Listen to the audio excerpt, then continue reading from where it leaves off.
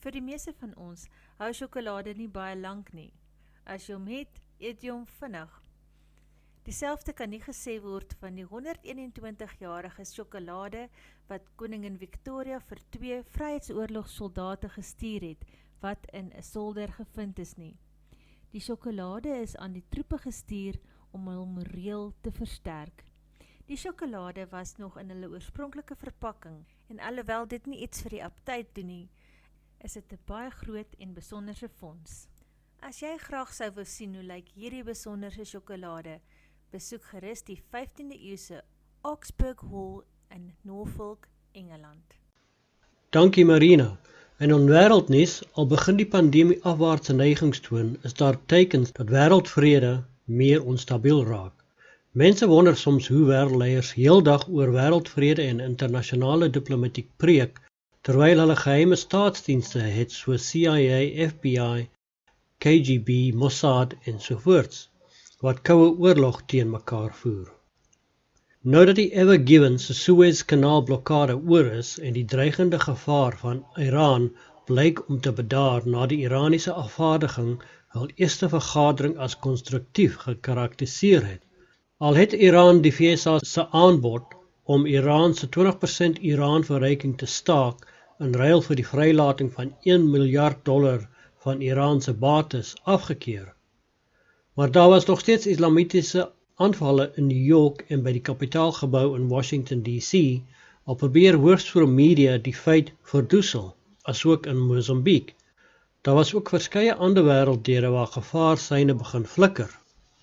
In Rusland heers 'n mate van aggressie teenoor die Oekraïne en die teenwoordigheid van groot getalle van sy militêre mag, gesteun deur NATO, is nie net daar as afskrikmiddel nie, maar ook 'n doelbewuste strategie om die grens van die Oekraïne te trotseer, waar pro-Russiese elemente besig is om die skietstilstand met die Oekraïne te verontagsaam, en wat kan lei tot grootskaalse gevegte in 'n gebied wat blyk om nog 'n VSA teen Rusland proxy-oorlog te word. Die aggressie van Noord-Korea word beskou as een van die mees uitdagende en oorlogsigtende state van die wêreld. En met sy kernwapenprogram wat ongestoord voortgaan, kan daar niks goeds voorspel word nie. Dit is lande soos Japan wat eerste in die skuif is.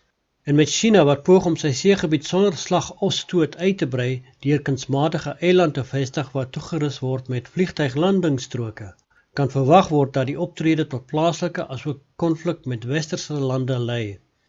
Dit is merkwaardig hoe die 2 kommunistiese state elk op 'n eie manier besig is om hul bure asook westerse lande uit te lok, en word die vraag al duideliker oor waarheen afgestuur word.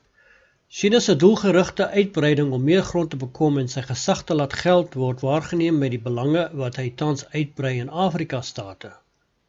In die VSA het Mitch McConnell, minderheidsleier van die Republikeinse Senaat, gesê dat groot korporasies moet ophou om leiding van die outrage industrial complex of cancel culture te neem en moet buite die politiek bly.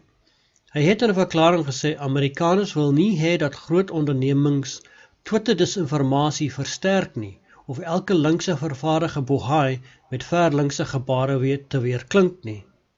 Hierdie ongewone aanval van McConnell op groot ondernemings kom na die verkiesingswet wat die staat Georgia verlede week aangeneem het in 'n demokratiese wyse. Om grootskaalse verkiesingsbedrog soos wat in 2020 gesien is te verhoed, maak die wetsontwerp van 98 bladsye die omstrede vroeë en afwesige stemme ietwat moeiliker, bemagtig die rol van die wetgewer in die verkiesing en stel ander veranderinge in, insluitend om dit 'n misdaad te maak om verversings aan te bied aan kiesers wat aan die tou wag as 'n advertensieveldtog. Natuurlik gaan die demokrate regverdige verkiesings teenstaan, maar wat dit met groot besigheid te doen het, is die triljoen-dollar vraag. Die prys van geskiedenis vergeet. Sonlig deaktiveer coronavirus 8 keer vinniger as voorspel, volgens 'n nuwe studie. Hoeveel mense is dood omdat ons die lesse van geskiedenis vergeet het? Navorsers het 'n eksperiment gevind dat die coronavirus soveel as 8 keer vinniger deur sonde gedeaktiveer word, as wat die huidige modellering voorspel, wat 'n bietjie hoop bied om die gety van die pandemie om te draai. Universiteit van Californië, Santa Barbara assistent-professor in meganiese ingenieurswese, Paulo Lusato Weijiz, het 'n ontleding gedoen van 2020 studies wat die effekte van die verskillende vorm van UV-straling op die SARS-CoV-2 ondersoek het en 'n beduidende verskil gevind. Maar dit is dan wel bekend dat 100 jaar gelede 'n Spaanse grieppasiënte se beddens buite geplaas in die son.